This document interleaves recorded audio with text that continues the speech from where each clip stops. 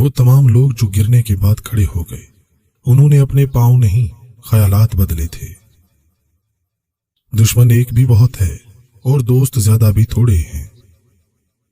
شریر عورتوں سے برکنار رہو اور جو بھلی مانس ہوں ان سے بھی ہوشیار رہو۔ ایک شخص نہیں جانتا اور یہ بھی نہیں جانتا کہ وہ نہیں جانتا، وہ جاہل ہے، اس سے بچو۔ جتنا آپ کے پاس ہے اس سے کم دکھاؤ اور جتنا آپ جانتے ہو اس سے کم بولو۔ کسی کو اخلاق میں شکست دینا جنگ میں شکست دینے سے بڑی جیت ہے۔ غلطی اسی سے ہوتی ہے جو محنت کرتا ہے۔ نکموں کی زندگی تو دوسروں کی غلطیاں نکالنے میں گزر جاتی ہے۔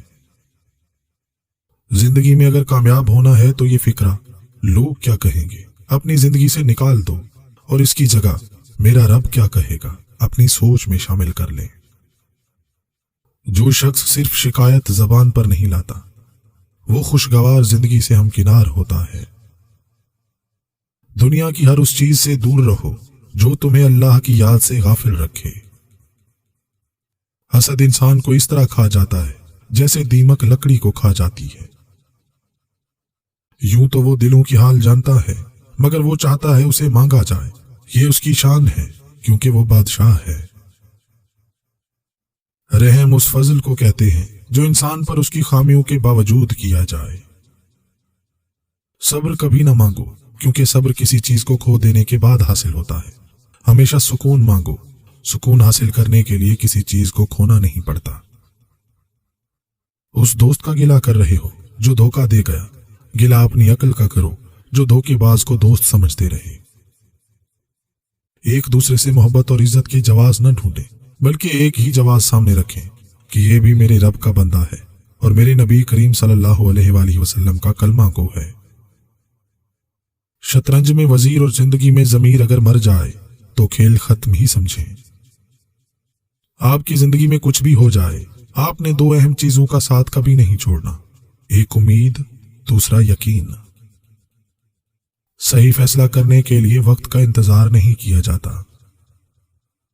جب اپنی اہمیت زبان سے بتانی پڑ جائے تو سمجھ لیں کہ اب آپ کی کوئی اہمیت نہیں رہی۔ جو کام اخلاص کی نیت سے نہ کیا جائے اس کا انجام برا ہوتا ہے۔ تصوف کی حقیقت دل کو مخلوق کے رجوع سے صاف کرنا اور علیحدگی اختیار کرنا ہے۔ اگر تم چاہتے ہو کہ مرنے اور گلنے سڑنے کے بعد تمہیں فراموش نہ کر دیا جائے تو پھر پڑھے جانے کے قابل چیزیں لکھو یا لکھے جانے کے قابل کام کرو۔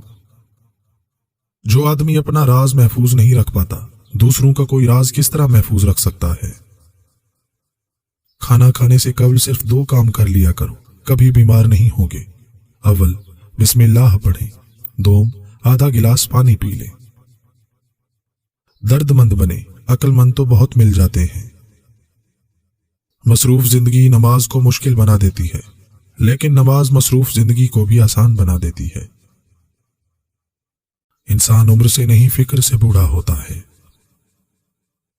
منفی سوچ غلط نمبر کی اینک کی طرح ہوتی ہے، ہر منزل دھندلا، راستہ ٹیڑھا اور چہرہ بگڑا ہوا ہی نظر آتا ہے۔ آئینہ جب اٹھایا کرو پہلے خود دیکھا کرو پھر دوسروں کو دکھایا کرو۔ جو آدمی اپنے آپ کو حقیر سمجھتا ہے دشمن اس کو کچل دیتا ہے۔ اصل کامیابی تو یہ ہے کہ آپ دوبارہ کیسے کھڑے ہوتے ہیں۔ شکست کے بعد آپ اپنی شخصیت کا خود مطالعہ کرتے ہیں اور پھر کامیابی حاصل کرتے ہیں۔ کوئی شخص اس وقت تک اعلیٰ درجہ حاصل نہیں کر سکتا جب اسے اپنے موجودہ درجے سے نفرت نہ ہو۔ شیطان سب سے پہلے انسان کی شرم و حیا پر ضرب لگاتا ہے تاکہ وہ بے حیا ہو کر آسانی سے گناہ کر سکے۔ دانائی کا تعلق بالوں کی سفیدی سے نہیں، عقل اور تجزیے سے ہے۔ دل سیاہ ہو تو داڑھی کے سفید بالوں کی کیا وقت۔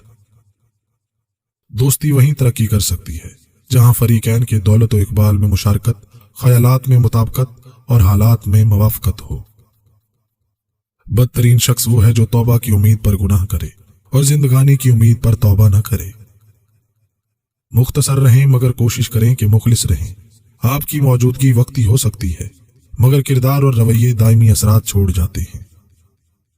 جو کچھ آپ کے پاس ہے اگر آپ اسے کافی سمجھتے ہیں تو آپ کے پاس سب کچھ ہے۔ ताकत ये नहीं कि आप लोगों को और उनके रवैयों को कैसे कंट्रोल करते हैं, और ना ही ताकत ये है कि आप अपने आप को कैसे कंट्रोल करते हैं, बल्कि असल ताकत ये है कि लोग और आपके आसपास के हालात आपको कंट्रोल ना कर सकें। जिंदगी को एक जंग की तरह लीजिए जो छोटी छोटी लड़ाइयों से मिलकर बनती है, और इस जंग को जीतने के लिए आपको अपनी जिंदगी के तमाम हिस्सों पर तवज्जो देनी होगी।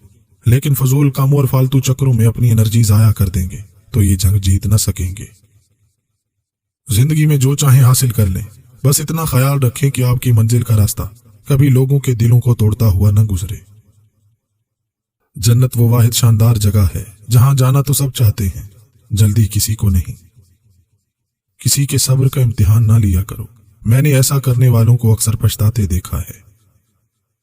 अपनी जिंदगी को इतना फजूल मत बनाओ कि तुम्हारी जिंदगी के फैसले भी दूसरे लोग करना शुरू कर दें।